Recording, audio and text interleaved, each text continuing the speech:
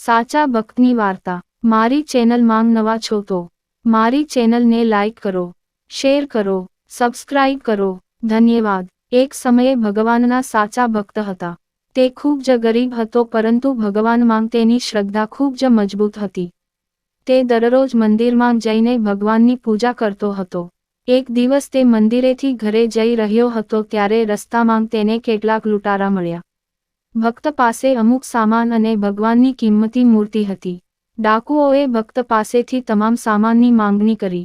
ભક્તે લૂંટારાને પોતાનો સામાન આપ્યો, પણ ભગવાનની મૂર્તિ ન આપી।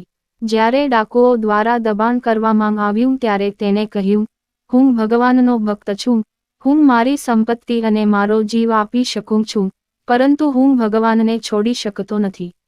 ભક્તની વાત સાંભળીને લૂંટારાઓ આશ્ચર્યચકિત થઈ ગયા। ભગવાનનો આટલો મોટો ભક્ત તેમને ક્યારેય જોયો ન હતો।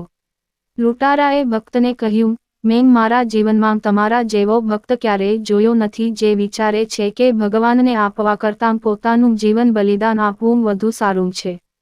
હું તમને થોડા પૈસા આપું છું, તમે આનાથી તમારું જીવન સારી રીતે જીવી શકો છો।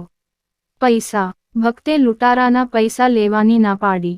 તેને કહ્યું, મારે પૈસાની જરૂર નથી, મને ભગવાન પર ભરોસો છે, તે મને બધું આપશે। ભક્તની વાત સાંભળીને લૂંટારો વધુ આશ્ચર્યચકિત થઈ ગયો।